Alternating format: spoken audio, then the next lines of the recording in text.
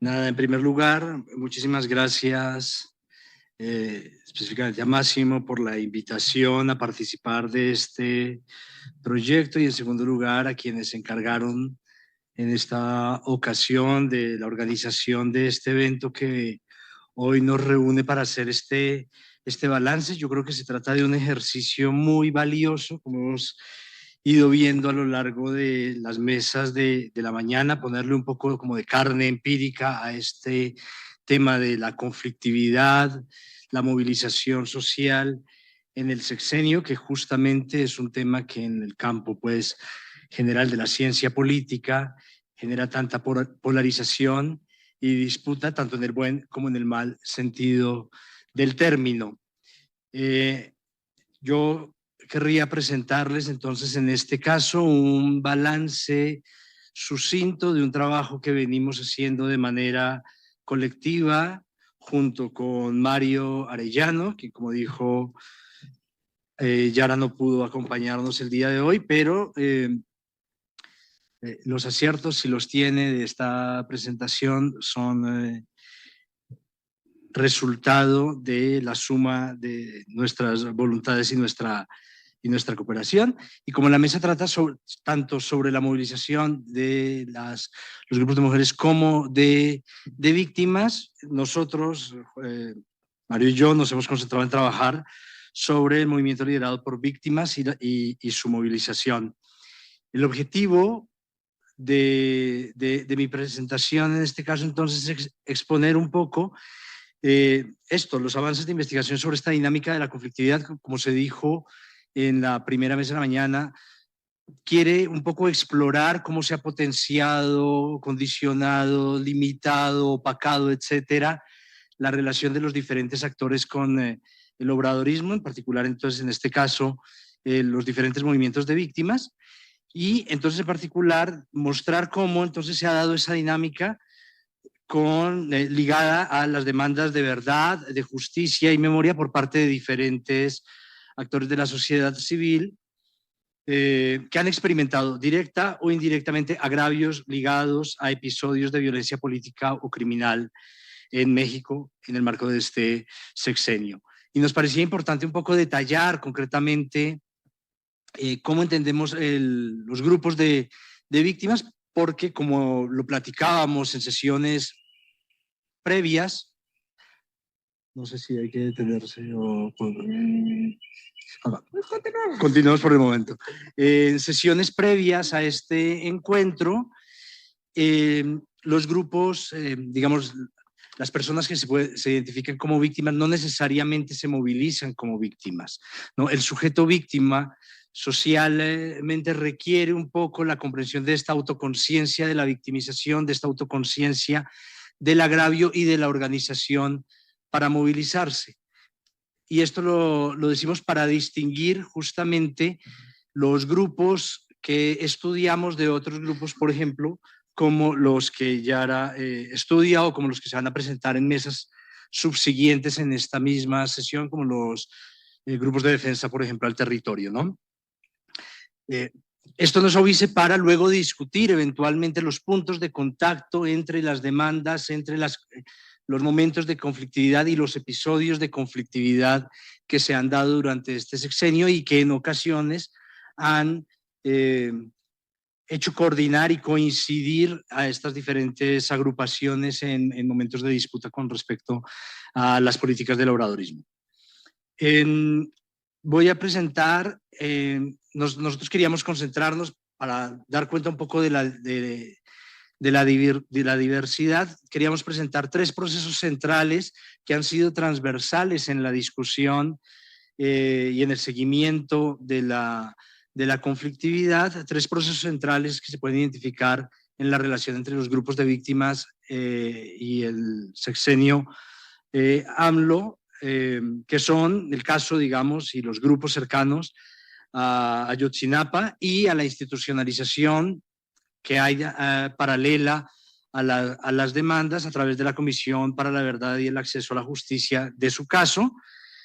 y ahora en adelante la COBAG. En segundo lugar, los diferentes grupos que se movilizan por otro tipo, digamos, sacando este caso, por otros casos de desaparición forzada en la federación. Y por último, el caso de la comisión, también un caso institucionalizado, el caso de la Comisión para el Acceso a la Verdad, el Esclarecimiento Histórico y el Impulso a la Justicia, la COVE,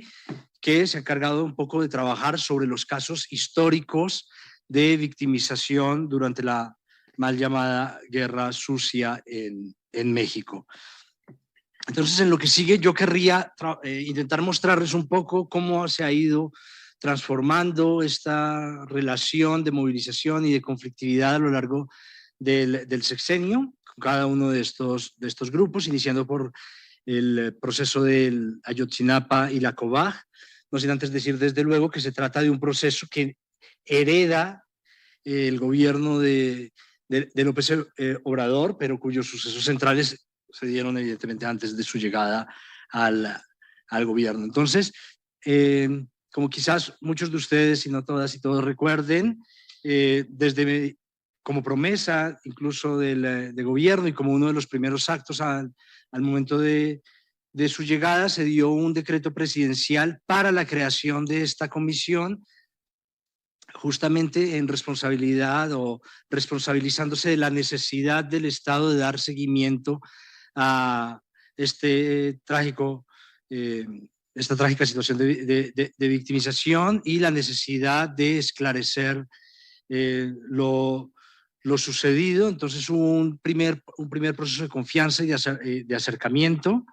de colaboración, no solamente a través de la creación de la COBAG, a través del decreto presidencial, sino a través de un primer acercamiento con la Organización de las Naciones Unidas para el seguimiento, la creación de la unidad especial de litigio para el caso de Ayotzinapa y una primera ronda de reuniones que se continuaron a inicios de 2019 entre las familias de los desaparecidos de Ayotzinapa y el presidente AMLO. Esto continuó en el 2020, pese a que ya tenemos ahí justamente el escenario de la pandemia que ha sido también mencionado en otras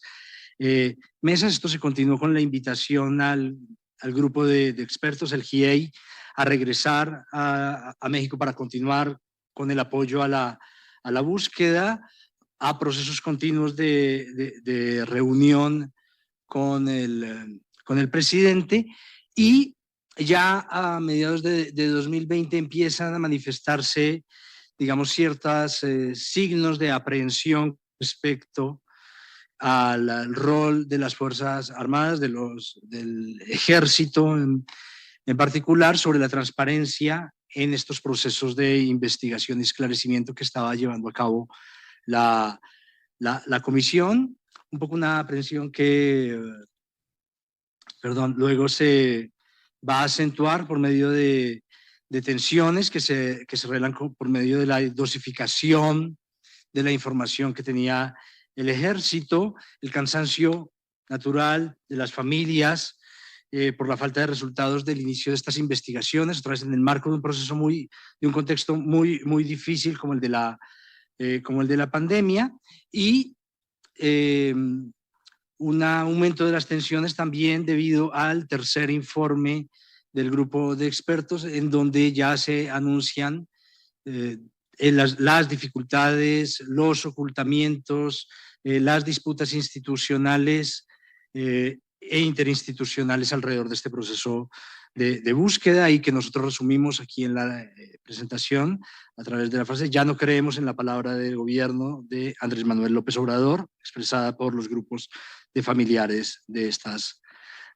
víctimas. Este proceso se acentúa, digamos, este distanciamiento se acentúa a finales de 2022, inicios de 2023, con la renuncia del fiscal del caso Ayotzinapa, el rechazo por parte de diferentes organizaciones al caso de la renuncia y el nuevo nombramiento del titular de la UEILCA, la defensa que hace en diferentes momentos y en diferentes escenarios el presidente a las Fuerzas Armadas sobre las acusaciones que ya había realizado el GIEI del ocultamiento de las Fuerzas Armadas al caso Ayotzinapa, y finalmente a la salida del grupo de expertos hacia mediados de 2023. Hay en este mismo año un evento muy importante de protesta, de seguimiento mediático importante que hemos registrado nosotros a través de la base de datos en el campo militar número 1, evento de protesta que luego tendrá su correlato, como ya lo mostraré en unos minutos también, con los grupos de familiares de los casos históricos que sigue el mecanismo de esclarecimiento histórico de la otra comisión, y que tiene también por, digamos, último momento previo a la explosión de lo que nosotros denominamos una pequeña crisis, en la exigencia de justicia, digamos, la escalada de esta exigencia de justicia ante la Comisión Interamericana de Derechos Humanos por parte de los familiares de las víctimas de Ayotzinapa, de los estudiantes de Ayotzinapa. El punto más álgido se da a principios, en este primer tercio del año, cuando después de que se ordena dejar libre a los militares, a 8 de los militares vinculados al proceso de desaparición, hubo una manifestación de los normalistas y de sus familiares y de diferentes organizaciones solidarias frente al Palacio Nacional, que termina por el derribo de la puerta del Palacio Nacional. Y si bien esto no puede ser, no constituye necesariamente, digamos, el punto de cierre de una relación que se ha ido degradando a lo largo del sexenio, sí se puede identificar como un elemento, digamos, paróxico de la relación, que habría que continuar en seguimiento como continúa. En segundo lugar, en esta misma, digamos, cronología del sexenio, querríamos hablar de los colectivos de búsqueda, otros colectivos de búsqueda de víctimas de desaparición forzada. En este caso, no inicio en 2018, un poco sobre la misma lógica que mencionaba Sergio en la mesa anterior, por el inicio del sexenio, justo al inicio del último mes, sino 2019, 2020. Ya empiezan las búsquedas, las megabúsquedas que dan los diferentes grupos para intentar homologar el proceso de ley de la desaparición en diferentes estados, Jalisco, Guanajuato. Se inicia una campaña nacional contra la desaparición forzada. El movimiento nacional de desaparecidos en México señala: quedarnos en casa no significa quedarnos con los brazos cruzados, dado el contexto de la pandemia, y efectivamente hay un grupo de manifestaciones virtuales sobre el tema de la necesidad de continuar con los procesos de búsqueda, que ya en esa fase temprana igual manifestaban un aumento en las desapariciones en la República a lo largo del sexenio. Uno de los eventos más importantes a lo largo de 2020 es la megabúsqueda que se da en Nuevo León, y que es tristemente uno de los estados con mayor número de desaparecidos, después de Veracruz, desde luego en México, y las caravanas de búsqueda que se dan tanto en Jalisco como en Aguas Calientes. Caravanas que señalan, sin embargo, la ausencia del gobierno, la marginación y marginalidad de implicación del gobierno en estos procesos de búsqueda. Entre el 2021 y el 2022 hay una visita del Comité contra la Desaparición Forzada de la ONU, que señala a nivel internacional, digamos, o por lo menos en una palestra internacional, digamos, el carácter crítico de la desaparición en México, y el mismo movimiento nacional de desaparecidos mexicanos exige la creación del mecanismo extraordinario de identificación forense. Hay una generalización de la mediática, por lo menos de seguimiento mediático, sobre el descubrimiento de fosas en diferentes partes de la República, y un careo entre diferentes organizaciones, entre las madres buscadoras, las organizaciones civiles, el Centro PRO muy implicado para defender el informe de la ONU y contrarrestar un poco las diferentes alocuciones presidenciales que intentan desestimar este informe. y en esta última fase hay un abierto camino hacia la confrontación, que se da sobre todo por el caso del descubrimiento del espionaje al Centro PROD, la renuncia y la nueva designación de otro titular de la Comisión Nacional de Búsqueda, que genera muchos problemas y objeciones por parte de diferentes colectivos, el cierre del mecanismo extraordinario de identificación forense y también en este caso la escalada del conflicto a partir de la solicitud de diferentes grupos de familiares a la Comisión Interamericana de Derechos Humanos, señalando que las madres buscadoras, sobre todo, porque sabemos que se trata de procesos dirigidos, coordinados por madres, tías, grupos de mujeres, ya, 5, perdón, que denuncian que en sus procesos de búsqueda también han sido amenazadas, también han sido agredidas y entonces que corren riesgo físicos y morales en sus procesos de búsqueda, ¿no? Entonces hay cada vez un distanciamiento mayor entre estas organizaciones y la Comisión Nacional de Búsqueda y la Comisión Ejecutiva de Atención a las Víctimas, dado que no se considera que haya un respaldo a sus procesos de búsqueda. Ya casi para cerrar, voy un poco más rápido para intentar señalar algunos elementos analíticos a los que hemos llegado finalmente junto con Mario. Ya para cerrar voy a hablar de la Comisión de Esclarecimiento histórico, que empezó mucho más tarde, ¿no? 2 años después de la primera comisión, por decreto también presidencial, con la coordinación coordinación y respaldo de diferentes organizaciones, pero que rápidamente entra en disputas internas, por ejemplo, con la renuncia de una de las comisionadas, Aleida García Aguirre. Hay, hay un proceso tardío de inicio de los encuentros con familiares de víctimas por cuenta también del contexto de la pandemia, pese a que el trabajo se supone inicia en diciembre de 2022, no es sino hasta más mediados de 2023 que empiezan los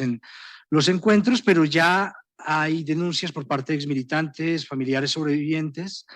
que denuncian el incumplimiento de las promesas, digamos, la falta de autonomía de la comisión y sobre todo de la apertura de documentación y de archivos requerida para el esclarecimiento de estos procesos que son históricos, ¿no? Que son procesos que se dieron sobre todo en la década de los 70s y 80s. Por ejemplo, el Comité de Impulso a la Justicia, que hace parte de la misma comisión, y el Comité del 68, que es externo, entre otras organizaciones, denuncian una simulación por parte de la comisión, una especie de trabas al propio trabajo de la comisión en 2023, y hay, pues, todo el proceso, digamos, de los últimos 6 meses tiene que ver más con la exigencia de declaración de los militares, que se niegan no solamente a participar de estos diálogos, sino a abrir sus archivos. Ya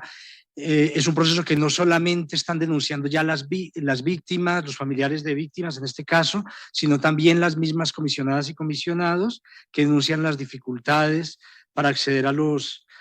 documentos, la falta de colaboración del Centro Nacional de Inteligencia y de la Secretaría de Defensa Nacional para entregar, por ejemplo, el último caso, para entregar las listas de personas que hicieron parte de los llamados vuelos de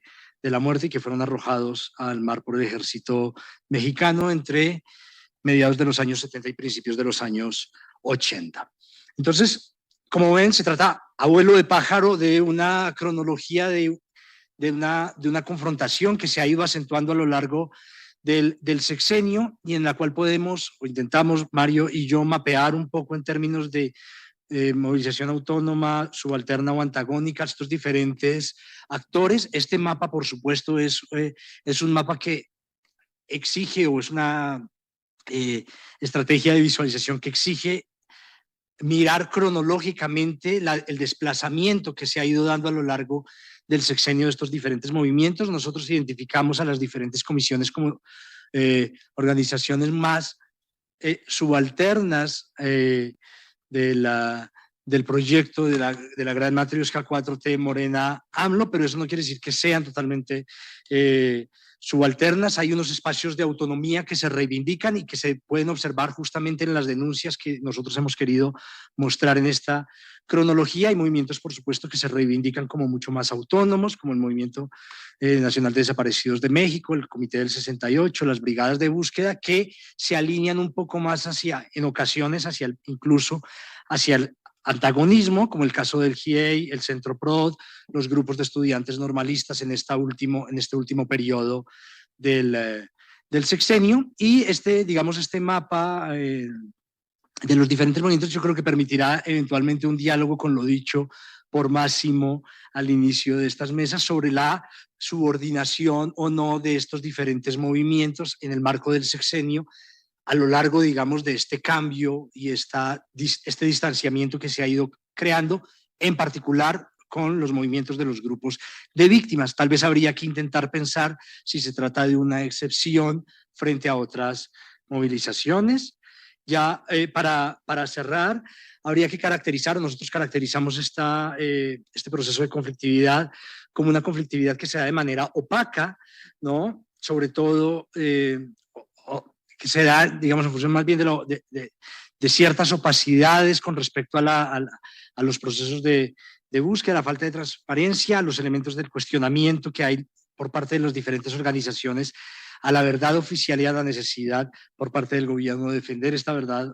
oficial, y que ha degenerado en la falta de confianza institucional, con lo que se ha llevado a una movilización constante.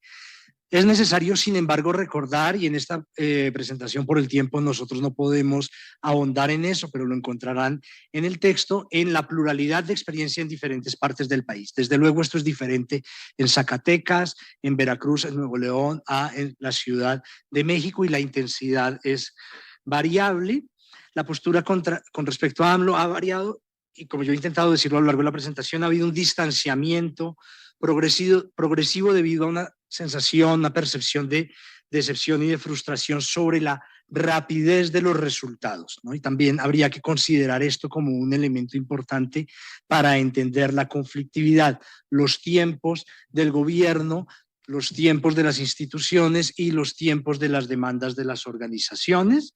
Y un último elemento que es muy importante tener en cuenta y que también hemos querido mencionar en la presentación tiene que ver con que los escenarios de la lucha no solamente son escenarios nacionales, sino que producto de este distanciamiento ha alcanzado también el escenario internacional a través de la colaboración con la ONU, a través sobre todo de las denuncias con la Corte Interamericana de Derechos Humanos y con los informes críticos de los organismos